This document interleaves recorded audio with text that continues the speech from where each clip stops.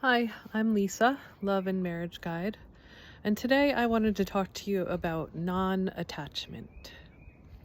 Okay, so I'm going to read to you from this book, Love Without Conditions by Paul Ferrini, and then I'm going to just use that as like points, jumping off points. Okay, so when conditions are right for something to happen, it will happen without great effort. When conditions are not right, even great effort will not succeed. Moving with the wind requires a sensitivity to the conditions at hand. There are times to rest and retreat, and times to move energetically forward. To see things accurately, you must understand your emotional investment in a situation, as well as its external appearance or behavior. So we're going to move with the wind right now. Both inner and outer realities must be taken into account.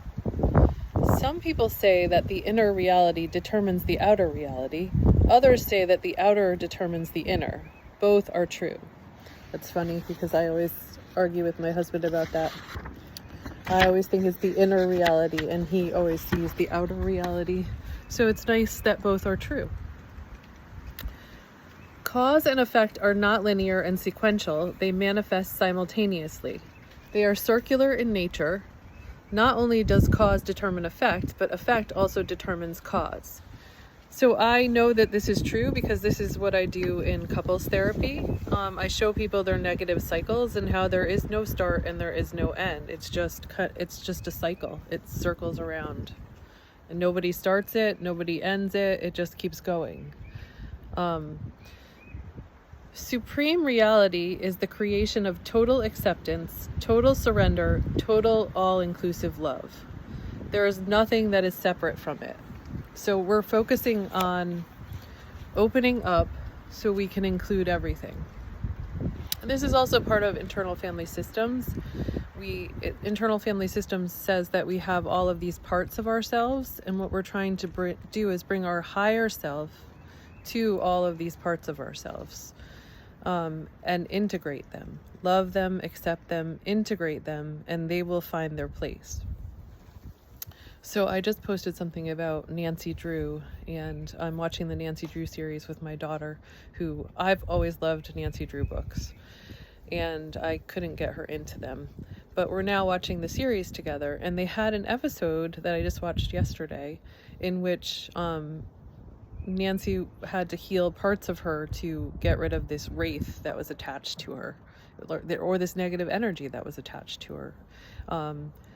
And she had to do it by loving and accepting all of her parts. So it was really cool because it was very IFS. Like the person who wrote this must have been exposed to IFS, or internal family systems. Oh, I'm going really fast today. I think I had too much coffee.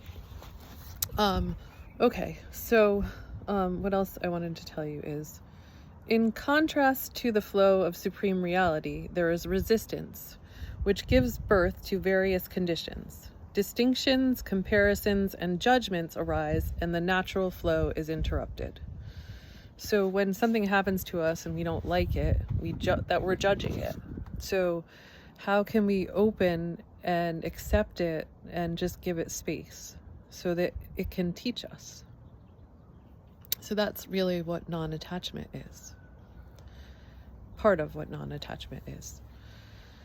And the nature of supreme reality is to say yes. It has a natural exuberance and enthusiasm. It would take all things with it. It is happiness personified, for it takes everyone and everything as itself. And so in family constellations, a method that I use, I talked about this before. It was an exercise that I did with my parents. Like, my parents weren't there, but I had pieces of paper representing them. And the object is to say yes to life. Say yes to everything that's already happened.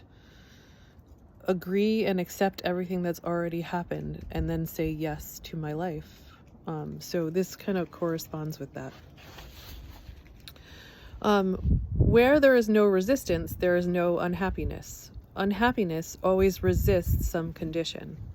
It establishes itself on some interpretation for or against. The root of unhappiness is attachment.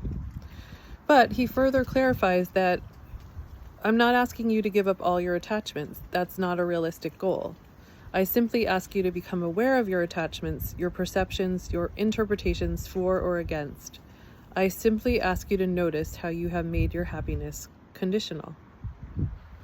Okay, so then he says, move in the wind, your life is a dance. It is neither good nor bad, it is a movement, a continuum. Okay, and then I just have one last part that I really liked.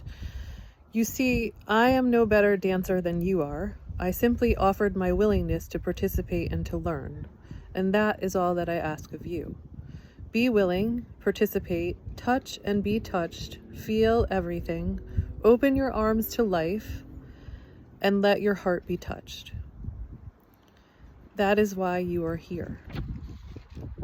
When the heart opens, it is filled with love, and its ability to give and receive is no longer based on anything external.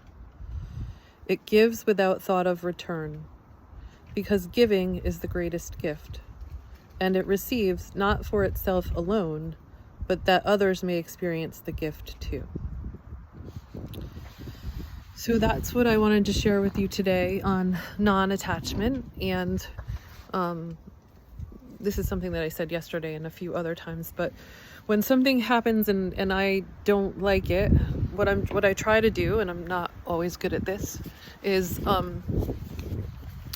I try to just make space for it and then just let it show me what it's trying to show me. And what most of the time what it's trying to show us is how to love better, if not all the time.